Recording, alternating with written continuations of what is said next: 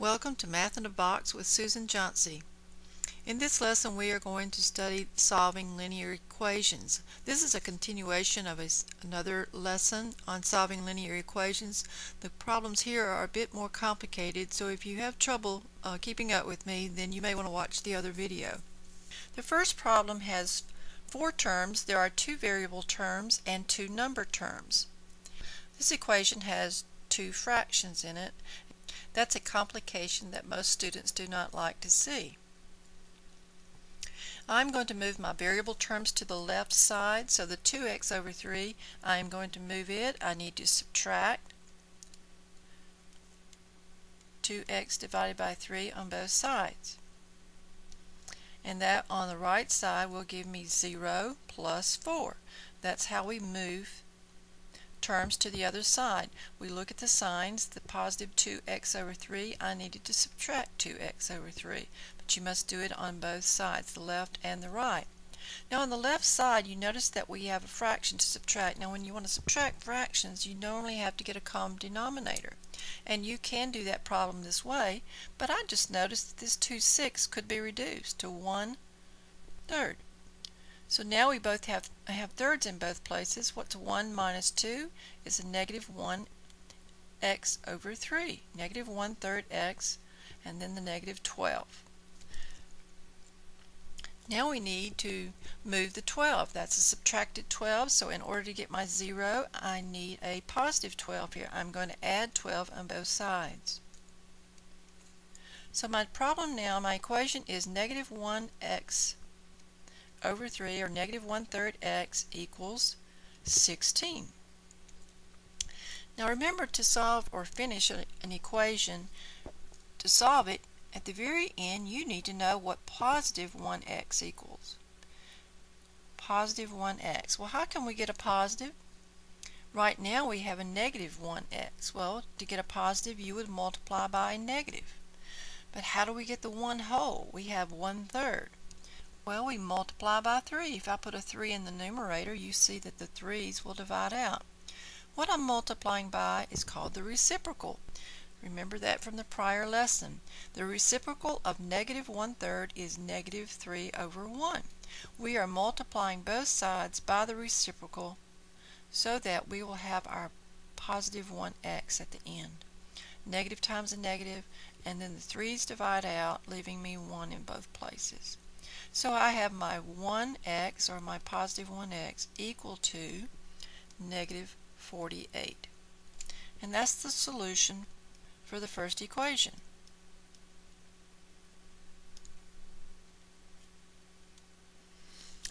Let's look at the second equation now.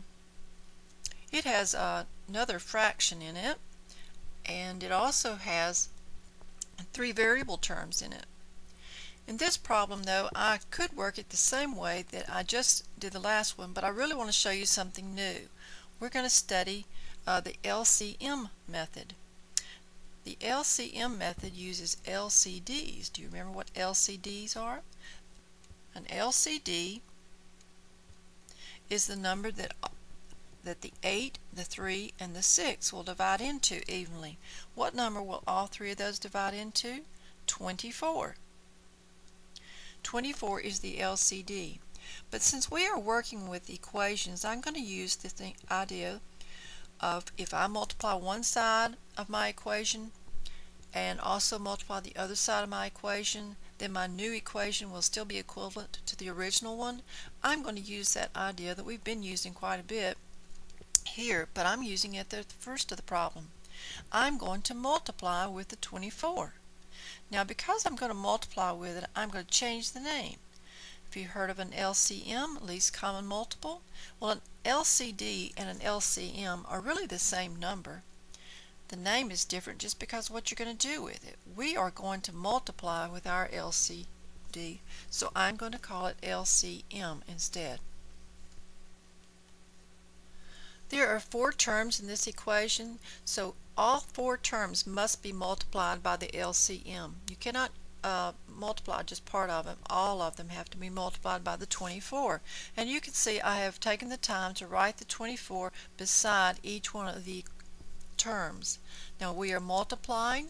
This is multiplication with fractions. Hope you remember that. We don't really have to start with the multiplying 24 times 5 first. We can actually reduce first. Let's reduce the 8 and the 24. That will give me a 3 in the numerator and a 1 in the denominator. What's 3 times 5c? It's 15c. The 1 in the denominator, you know, doesn't really have to be written. Now let's divide over here. 24 divided by 3 is an 8. So we have minus 8c equals, the 24 here is divided by the 6, and that's a 4. 4 times 5c is 20c. Minus, or subtract, now there's no fraction here, so there is no division. 24 times 13 is 312. So now we have no fractions, and this becomes a very simple problem. But notice on the left side that we have two terms, and they are both c terms. So before I begin my solving steps, you really always need to simplify each side. This will be 7c. That's a mistake a lot of students will make. They will not simplify. You need to always simplify before you begin solving.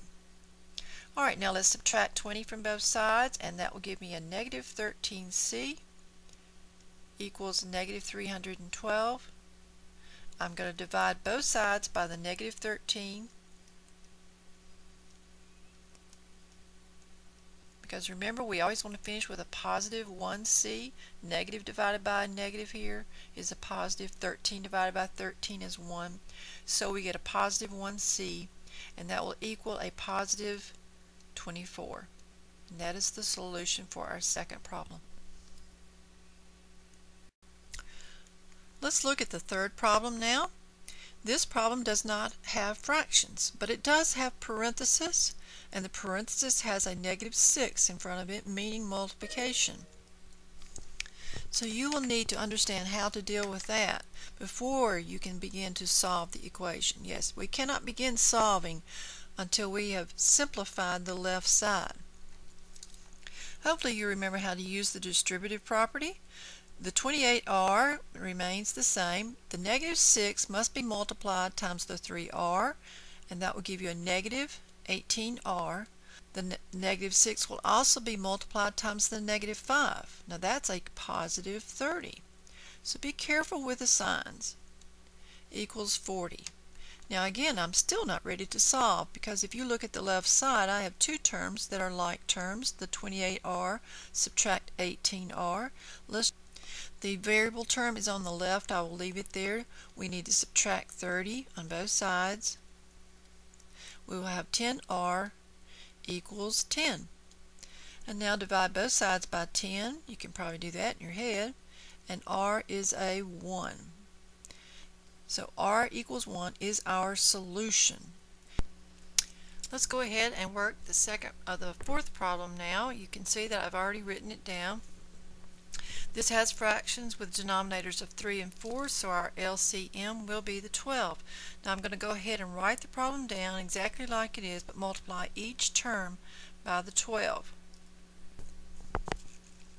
12 times the first term, we do the divisions first, so the 3 and the 12 divide out, leaving us a 4. Then the 4 and the 12 divide out, leaving us a 3. And we need to be careful here. 4 times 2 is 8y for the first term. That's pretty easy. But notice here that we have a negative times the 3. So this becomes a negative 3, and it's a good idea to put parentheses around this.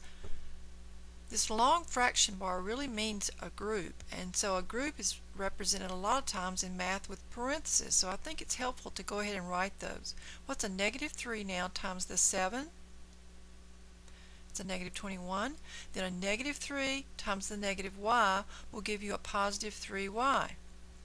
And that equals 12. 11y minus 21 equals 12. You always need to simplify each side before you begin solving.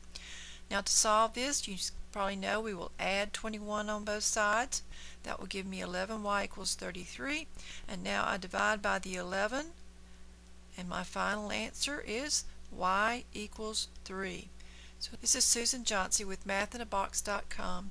If you have any questions, please email me. Thanks.